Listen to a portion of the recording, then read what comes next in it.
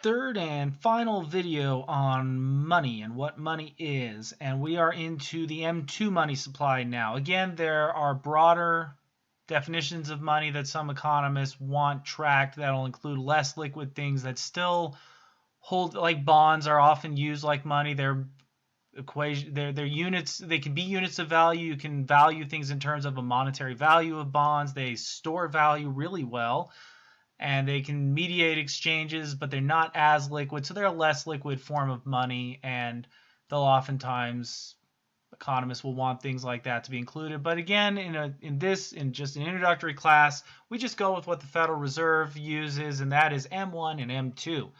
So M2, again, a lot of things will take the form of cash and be cash payments. Some are more liquid, some are less liquid. As a brief aside, because the question often comes up, what part of the money supply would credit cards be a part of?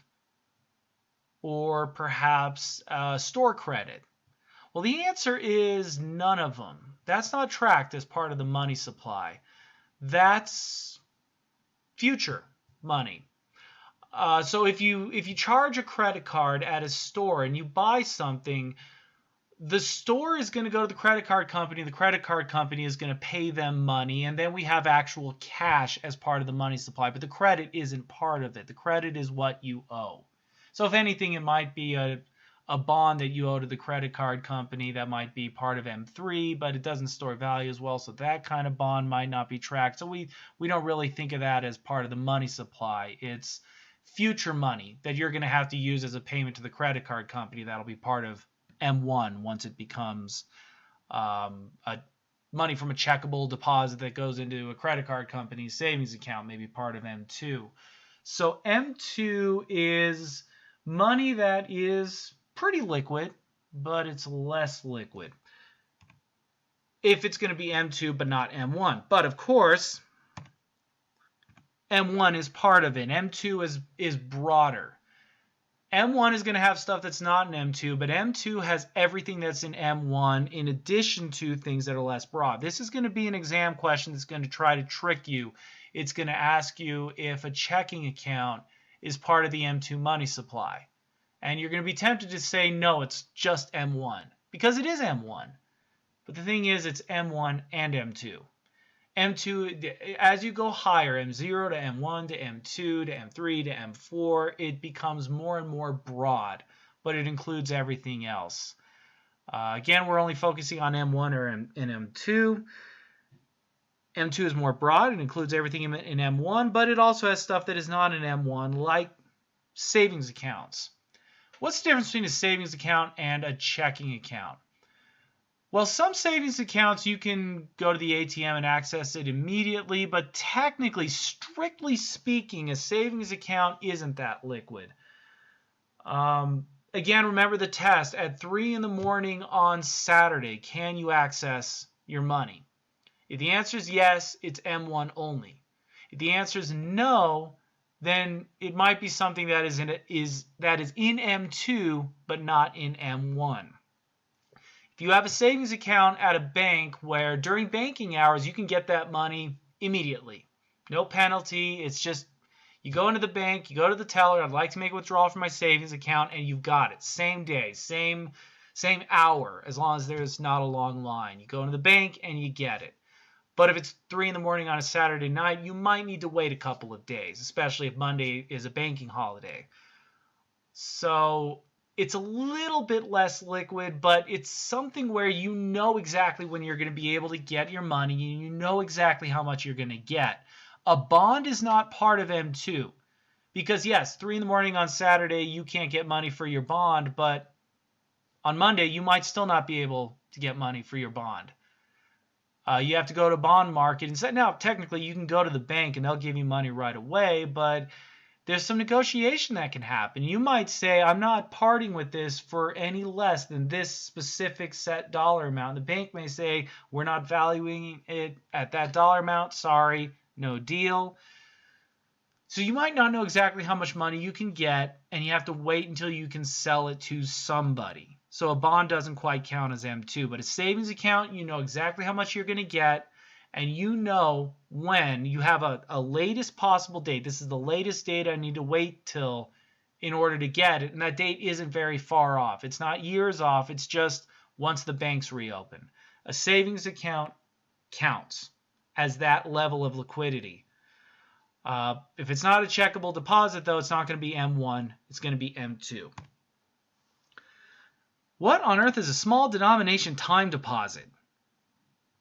That's a long way of saying time deposit, but that doesn't help. What is a time deposit? Well, it's a CD. What is a CD? Is this another 90s reference, that thing you used to play music on before we could just stream things on our smartphone? Well, okay, that's one type of CD, a compact disc. But that's not what we're talking about here. Certificate of deposit is what we're talking about here. That's what a CD is. And it's another type of account. These are both savings accounts that you have at a bank that aren't very liquid. 3 in the morning on Saturday, can't get the money that you put in a time deposit. But when the bank reopens on Monday or Tuesday or whenever, then you can go to the teller and you can get it. So why isn't this a savings account? Well, because a savings account, while you do get an interest rate from it, some checking accounts you do too, but most checking accounts you don't. Savings deposits, you are going to get an interest rate. It's still not going to be as large as a time deposit. A CD, let's say it's a 5-year CD. The way that works is you put your money into that account. You are telling the bank, I'm not taking it back out for 5 years. 5 years, it's yours to do what we're going to learn in a week or so, whatever you're going to end up doing with it. And we'll know in a week what they want to do with it. But it's your money. I'm not going to ask for it back for 5 years. If it's a 10-year CD, you are committing to not touching it for 10 years. You get a higher interest rate for that. Why would you do that? Well, you would do it for the higher interest rate. So why would banks give you a higher interest rate? Well, it's because banks don't want you to withdraw money. They want you to deposit it and not withdraw it. Obviously, you're not going to have a banking account if you're not going to want your money back ever, but it's bad for banks to have to give money back. They want to lend it to somebody else, but they understand you're going to want some of it back, and we're going to go into this in more detail when we talk about the fractional banking system. Suffice it to say now, though, that banks want you to keep your money in your account as long as possible. So if they set up an account like a time deposit, a CD, then they're getting you to commit to leaving it there. So how on earth is this liquid enough to be M2 money? Well, because you can take your money out of your CD anytime. The thing is, with a savings account, you put that money in there, but you generally didn't sign anything that said anything other than when I want it back, I get it back. No making me wait, no fines, nothing. Just give me the money back when I want it. But it's a savings account, so I want to park it here for a while. And it's not as easy to get it out, so banks will give you a little more interest. With this, you are basically telling the bank, I agree to give you money if I'm going to take my money back out. You pay a penalty for taking your money out early. It's a commitment device that ensures that, first of all, you're not going to take that money out. Banks can be pretty confident that you're going to leave your money in there. And if you don't, they're going to be compensated for money that they expected to have on hand being taken out before they were ready for it to be taken out. So this is included in M2 money because it's liquid enough to where you know exactly how much you're going to get, because you signed the contract. You know what your penalty is going to be that you're going to have to pay, so you deduct that, but you know exactly how much you're going to get, but you have to wait for the bank to reopen. It's not liquid enough to be M1, but it is still liquid enough to be M2. They're completely different things, but they're still liquid enough to where you can get a specific amount of money in just a couple of days.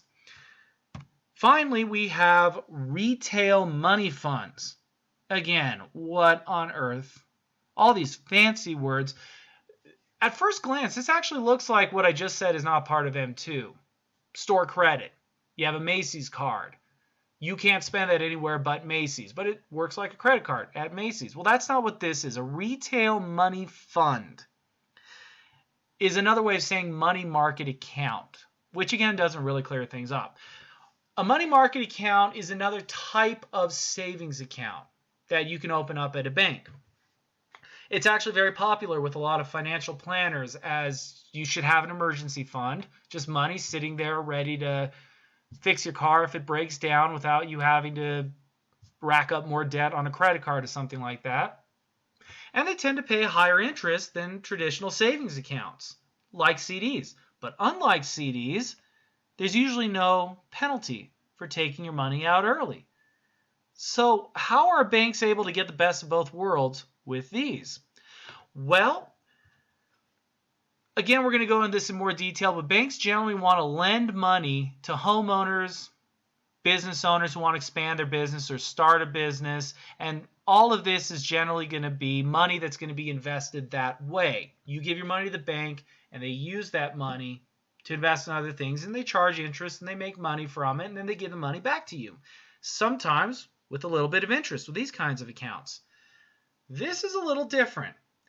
This is banks going into money markets, oftentimes stock markets, and they will invest in something that's a higher risk investment, but is low risk enough to where they're pretty sure they're going to get the money back, but the principal might go away for a while, but then it'll go. It's a much higher interest rate. You generally get more interest. The 10-year average for the stock market, we've covered this, it's generally around 10%.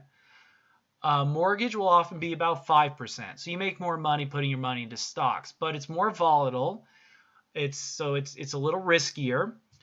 And when we talk about the Great Depression, we're going to see why we don't want banks playing around with putting money into the stock market. But if there's an agreement that they're going to do it, and in this case, basically, the bank is going to give you back money even if the stocks that have put your money in lost money. It's not like a mutual fund where you essentially own the stock, so you take the risk of volatility. Instead, the bank is taking the risk from you, so you're not going to lose money. You're guaranteed this principal amount no matter how poorly the stock market is doing. And the reason banks will do this is because if they get 10% interest, well, these accounts usually only have interest rates that are not much higher than these.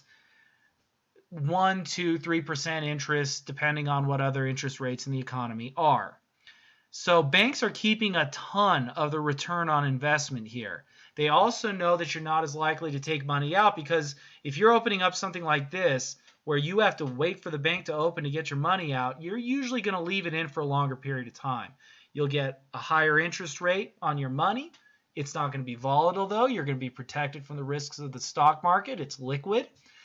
And banks, in return, are able to get a higher rate of return on the money you put in while being reasonably confident that you're going to be able, that you're not going to pull it out too soon. So it's part of M2 money. Any equities you own are not part of the M2 money supply, because it's not a good store of value. It's not even money. But this isn't an equity. Banks are going to invest in equities, but this is liquid money that you can get in a matter of days, and you know exactly how much you'll get. So it's liquid enough to be part of M2 money, but you generally can't get it out of an ATM 3 in the morning on a Saturday. You're just going to have to wait. It's not liquid enough to be M1. So those are the two types of money that we're covering in this class. And now that we know what money is, we can get into a little more detail on how banks work. But that's obviously not this video. So we'll cover that in another